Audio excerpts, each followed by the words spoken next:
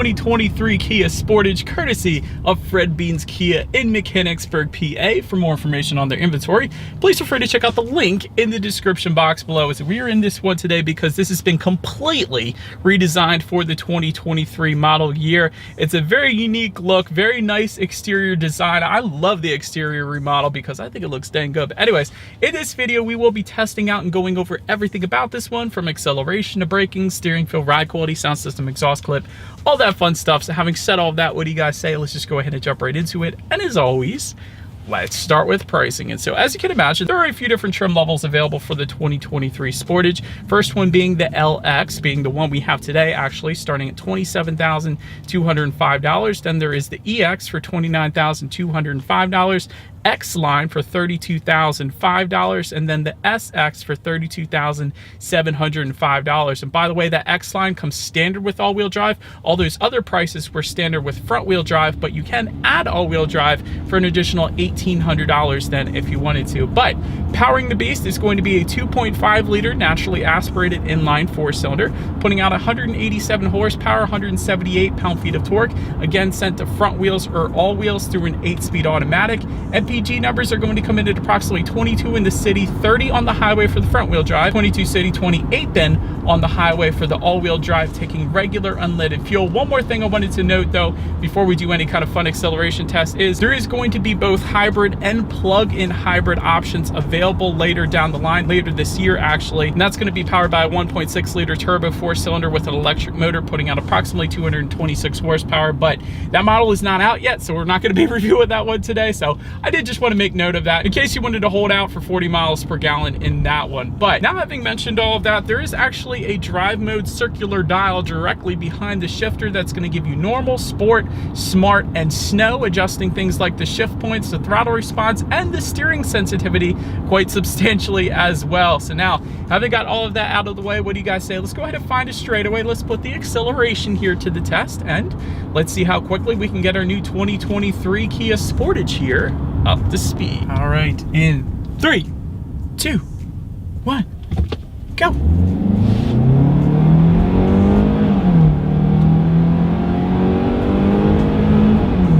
It's not bad. Definitely not the quickest thing in the world, but you're not going to have any issues merging onto the highway either. And this sport mode definitely helps out. You can immediately tell the difference. It's holding the RPMs at a much higher level when you have it in that sport mode. So if you do have to merge onto the highway, just flick into the sport mode real quick and you're not going to have any issues there. Another cool thing, I don't think I even mentioned it, is the gauges change colors when you put it in sport mode as well to red. So didn't mention that before, so I wanted to mention that too. And not only that, these headrests are super comfortable. A lot of times when you hit the gas, your head goes back into the headrest, and these are some of the most comfortable headrests. Even with this being a base model of the Sportage, you don't usually get that in base models. You usually get these hard leatherette kind of headrests, but these are nice. I really like it. But anyways, to go along with that acceleration, as always, braking is equally important. So as expected, you will find four-wheel ventilated disc brakes coming standard on the Sportage. As far as that braking feel goes, it's actually really nice. It's got a firm feel to it. I didn't expect that. Typically with SUVs, you have a much softer braking feel, but this one feels perfect, quite honestly, especially for what it is.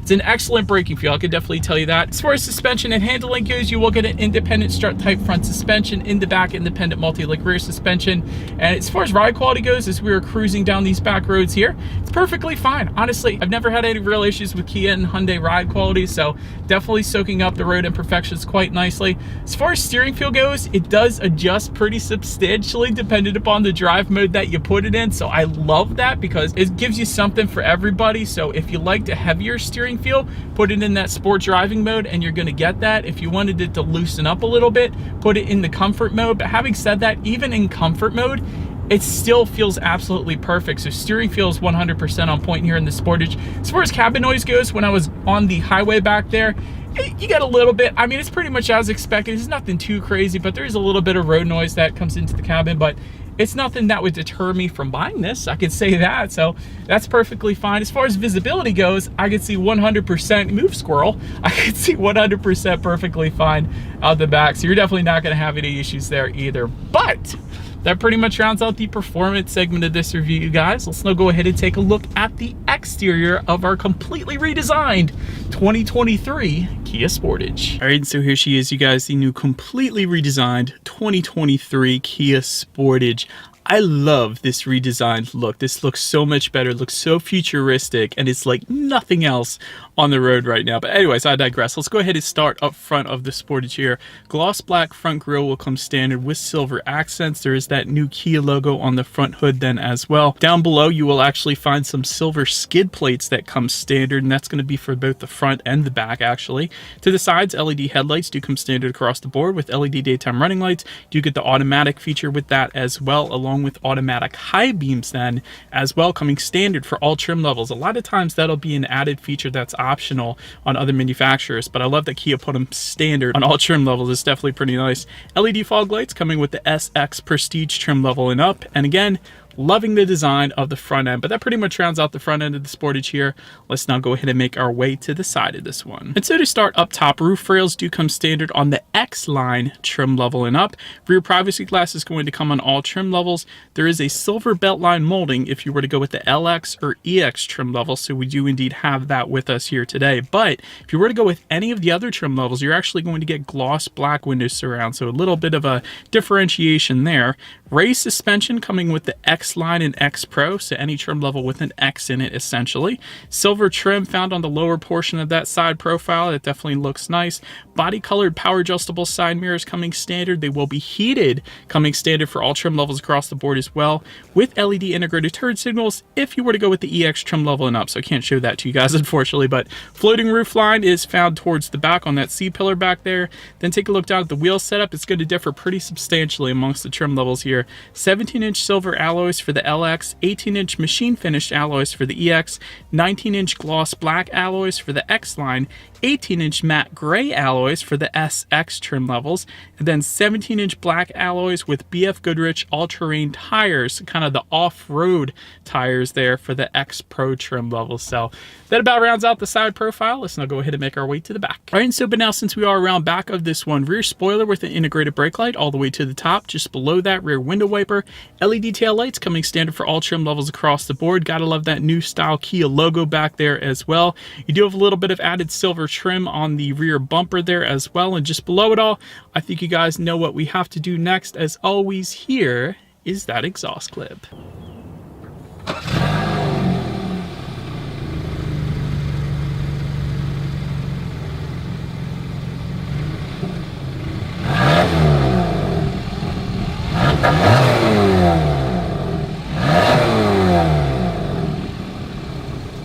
All right, and so now since we are around to the back of the Sportage, when it comes to opening that rear tailgate, it is a power tailgate if you were to go with the X-Line trim level and up.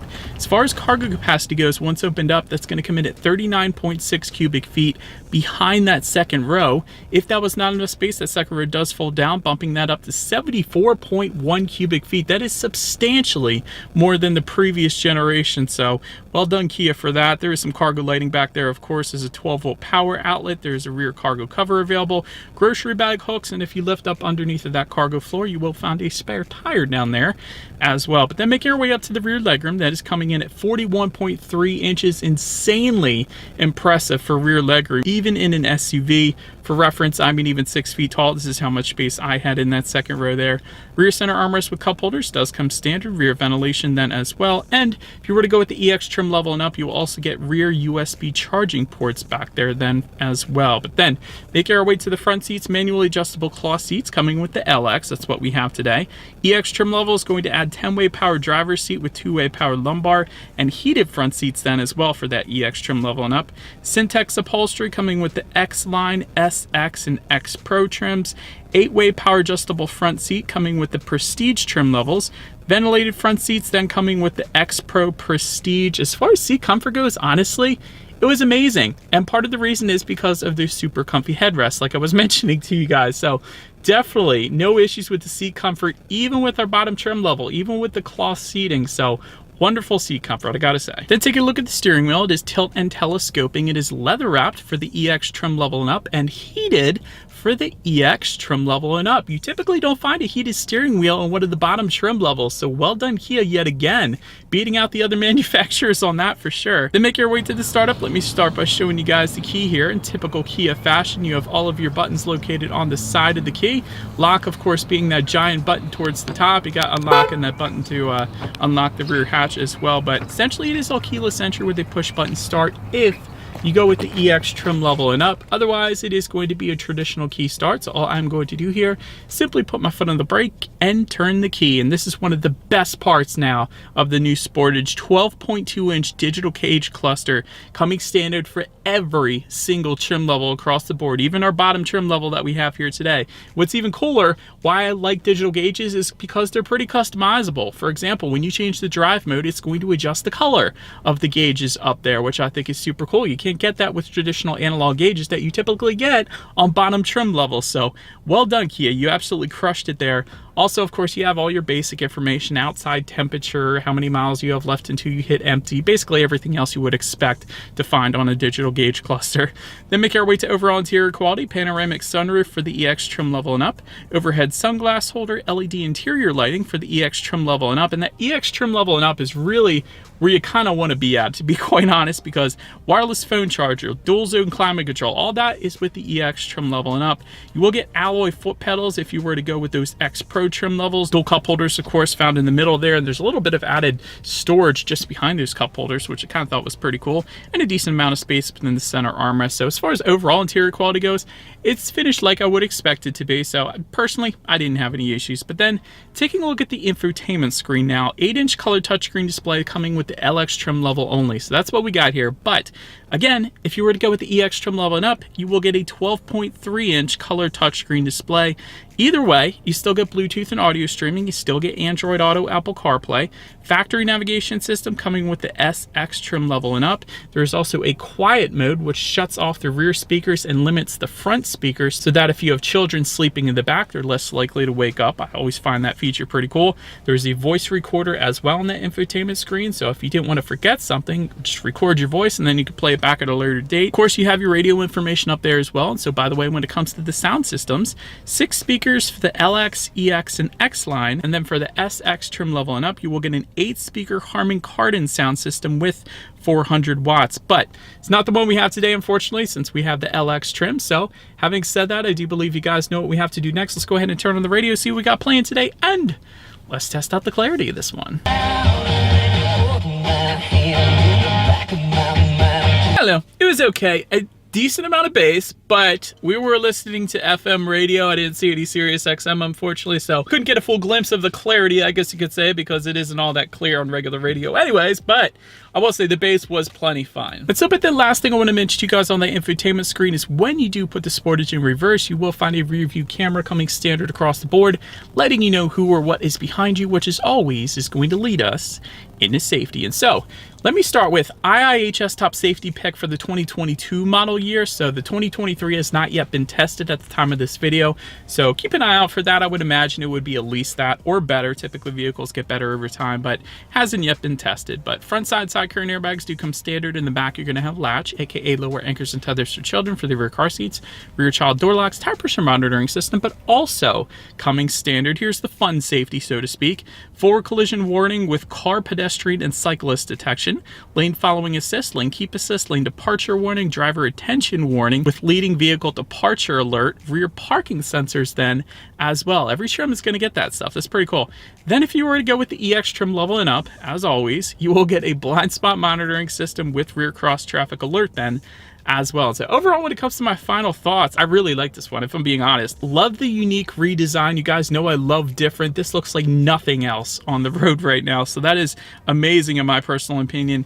Insanely comfortable headrests. Like I've said, some of the most comfortable headrests I've experienced outside of the pillows that you typically find in Mercedes or Maybach. Full digital gauges coming standard is absolutely wonderful as well. I think the only other vehicle that puts it standard on all trim levels that I can think of is the Volkswagen Taos, but that's really all I can think of. So that's excellent that Kia does that.